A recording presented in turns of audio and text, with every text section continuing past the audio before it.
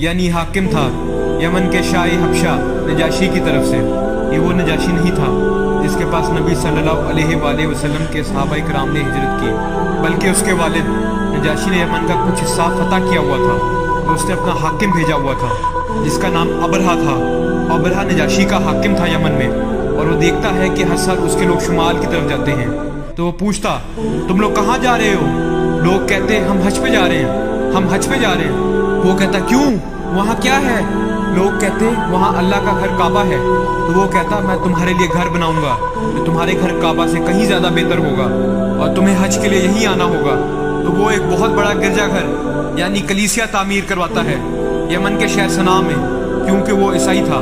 तामीर करवाने के बाद वो ईसाइयों का सबसे बड़ा गिरजाघर बन गया जजीरा नमा अरब में। वो कहता था तुम सबको यहीं आना होगा, शुमाल में काबा जाने की बजाय। वो चाहता था कि वहाँ लोगों का मेला लग जाए बहुत सी वजूहात की बिना पर, वहाँ इबादत करने के लिए, कारोबारी वजूहात की बिना पर। अगले साल जब यमन के लोग फिर से हज करने के लिए काबा चले गए तो उसको बहुत गुस्सा आया, और गुस्से में आके उसने कसम खाई कि मैं ये घर ही ढा दूंगा, लिहाजा लोग ज़रूर मेरे घर आएंगे। उसने कहा कोई मसला नहीं, मेरे पास एक हाथी है, एक बड़ा हाथी, हम हाथी को ले जाएंगे और अपनी फौजों के साथ आगे बढ़ेंगे। इसलिए वो अपनी फौज को जमा करता है।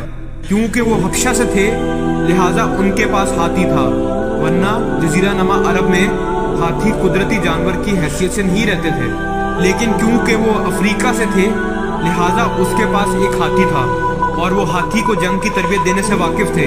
और जब वो काबा की तरफ रवाना हुआ अपनी फौज के साथ, जिसमें कुछ कहते हैं तकरीबन 8 हाथी थे और कुछ कहते हैं तकरीबन 20 हाथी थे। बेशतर रवायात कहती हैं वहाँ सिर्फ एक बड़ा हाथी था, बाकी आम ऊंट वगैरह थे। कुछ मुर्रखीन कहते हैं नहीं, ये बहुत से हाथियों की पूरी फौज थी। लेकिन कुरान पाक एक हाथी का जिक्र करता है, अल-फील, मतलब एक हाथी। तो इसहाबे फील यानी हाथी वाले लोग, बड़ा बहुत बड़ा हाथी, और वहाँ फौजें थीं जो हाथी के साथ आई थीं। और ये भी कहा जाता है कि उसने काबा जाने के लिए एक अरब दौरा रहनुमा रखा था। उन्होंने मक्कातुल मुकरमा की तरफ चढ़ाई शुरू की। जब वो ताइफ के करीब पहुंचे तो वो एक कासिद भेजते हैं कि जाओ सैयद यानी अहले मक्का के सरदार के पास और उन्हें कहो हम लड़ना नहीं चाहते, हम आ रहे हैं, हम काबा को ढाएंगे और वापस लौट जाएंगे। तो अब्दुल मुत्तलिब जो कि हमारे हुजूर सल्लल्लाहु अलैहि वसल्लम के दादा हैं, खाना काबा के मतवली और अहले मक्का के सरदार थे, उन तक खबर पहुंचाई गई कि वो ये करने आ रहे हैं। आपने फरमाया ठीक है उसे आने दो, और अबरहा पूरी फौज के साथ आया। जैसे कि आप जानते हैं जब वो मक्कातुल मुकरमा पहुंचे उसने अब्दुल मुत्तलिब और कुरैश के माल मवेशी कब्जे में ले लिए, जिसमें 200 से भी ज़्यादा ऊँट और भेड़ें थीं, जिससे जाहिर होता है अब्दुल मुत्तलिब अमीर आदमी थे। और अब्दुल मुत्तलिब ने उनके एक आदमी को फरमाया अगर तुम काबा ढा सकते हो तो ढा के दिखाओ, लेकिन हमारे ऊँट हमें वापस चाहिए। तो वो आदमी आपको अबरहा के पास ले गया। अब्दुल मुत्तलिब की ज़बरदस्त शख्सियत थी, आप बहुत रोबदार और नहायत जसीम और बाशिकवा आदमी थे। आप इतनी रोबदार शख्सियत के मालिक थे कि आपको देखते ही पता चल जाता कि आप सरदार हैं। लिहाजा कहा जाता है आप खेमे में दाखिल हुए तो अबरहा आपसे मुतासिर हो गया।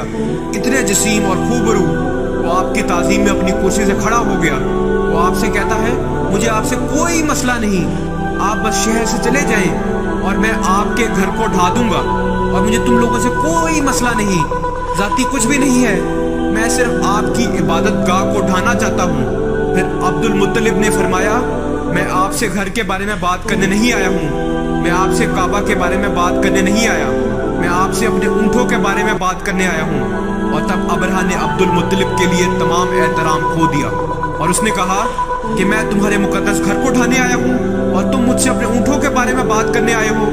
अबरहा ने सोचा कि शायद अब्दुल मुत्तलिब अपने काबा के बारे में बहस करने वाले हैं और इसलिए वो आपकी ताज़ीम कर रहा था। और फिर जब आपने अपने ऊँटों का मुतालबा किया तो उसने कहा मैंने आपके लिए तमाम एहतराम खो दिया। फिर अब्दुल मुत्तलिब ने ज़बरदस्त जवाब दिया जो दिल से सुनने वाला है। अब्दुल मुत्तलिब ने फरमाया काबे के एक मालिक हैं जो इसकी हिफाजत फरमाएंगे और ऊँटों का मालिक मैं हूँ, तो उनकी हिफाजत का जिम्मा मेरा है। अब्दुल मुत्तलिब के जवाब की वजह से अबरहा ने ऊँटों को वापस कर दिया और फिर कुरैश ने शहर छोड़ दिया और पहाड़ों की घाटियों और चोटियों पर पनाह गुज़ीर हो गए। बहुत दुआ करने के बाद अब्दुल मुत्तलिब काबा का तवाफ करते हैं। इसके बाद अब्दुल मुत्तलिब काबे का दरवाजा पकड़कर अल्लाह से इल्तिजा कर रहे हैं कि ओ अल्लाह, हम इस फौज से नहीं लड़ सकते, वो हमारे से बहुत मजबूत हैं, उनके पास हाथी है और हजारों आदमी हैं, आप हमारी मदद करें, आप इसकी हिफाजत फरमाएं। फिर ये लोग काबा की तरफ बढ़ने लगे। हाथी ने मजीद चलने से इनकार कर दिया। हाथी रुक गया। हैरान कुन बात है, उन्होंने इसे मारना शुरू किया। हाथी मजीद नहीं चला। उन्होंने जब उसका रुख मोड़ के उसे पीटा, वो भाग गया। जब उन्होंने उसे रोका और उसका रुख मोड़ा तो वो फिर से रुक गया। सुभान अल्लाह, किसने रोका उसे? अल्लाह सुभाना व ताला ने। वो बहस कर रहे थे कि क्या करें। इतने में परिंदे आ गए। वो देखते हैं परिंदे जो पता नहीं आसमान में कहां से आए। उन परिंदों में से हर एक के पास 3 कंकर की पत्थरियां थी।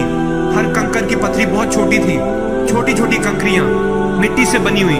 और बहुत ऊंचाइयों से जब अबाबील के इस लश्कर ने अबरहा की फौजों पर जोर से संगबारी की और कंकरियां इतनी जोर से नीचे आई, आज हम ग्रेविटी के बारे में पढ़ते हैं और बेशुमार चीजों के बारे में। वल्लाही, अगर आप सूरह फील की इस तशरीह पर निगाह डालें तो आप समझ जाएंगे। जब इतनी ऊंचाइयों से कंकरियां गिराई गई तो कंकरियां उन लोगों के जिस्म को चीरते हुए जमीन पे गिरती और उन्हें मौके पे ही हलाक कर देती। और लोग देख रहे थे। अल्लाहू अकबर! क्या अब्दुल मुत्तलिब ने कहा नहीं था कि काबे के एक मालिक हैं जो इसकी हिफाजत फरमाएंगे? तुम्हें याद रखना होगा कि उस दिन से लेके आज तक काबा की हिफाजत अल्लाह सुभाना व ताला फरमा रहे हैं। तो ये अज़ाब अल्लाह सुभाना व ताला का भेजा हुआ था।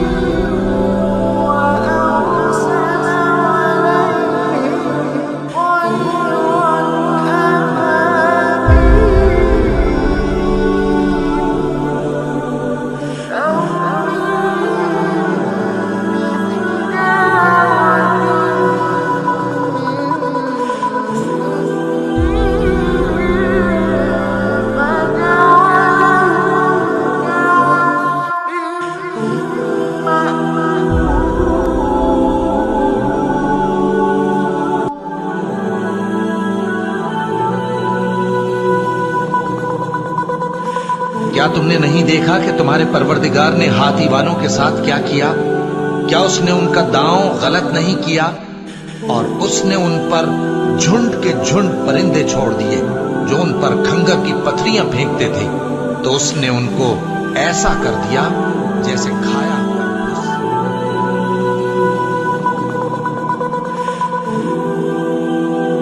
और उनमें से कुछ जख्मी हो गए, वो वापस चले गए और उन्हें ऐसी बीमारी का सामना करना पड़ा। खुद अबरहा मुश्किल से गिरता पड़ता सना तक पहुंचा और निहायत दर्दनाक अजाब में गिरफ्तार होके यमन में मरा। बहुत बुरी मौत। ये वाक़या मोहम्मद सल्लल्लाहु अलैहि वसल्लम की पैदाइश से बिल्कुल पहले हुआ और ये सन था जिसमें हुजूर सल्लल्लाहु अलैहि वसल्लम